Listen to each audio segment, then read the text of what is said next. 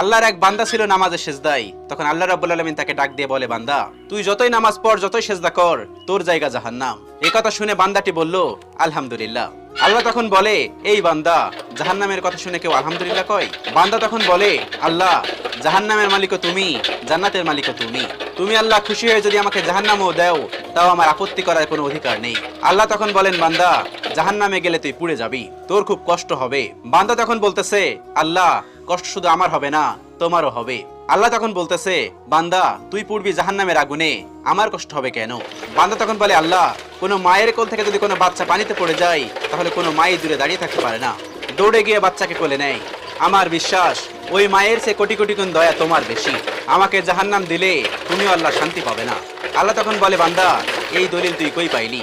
বান্দা তখন বলে, আল্লাহ, আমাদের জাতির পিতা ইব্রাহিম আলাইহিস সালাম তোমার প্রেম মুখে নিয়ে যখন নমরুদের আগুনে পড়ে গেল, তার আগেই তুমি বলে দিলে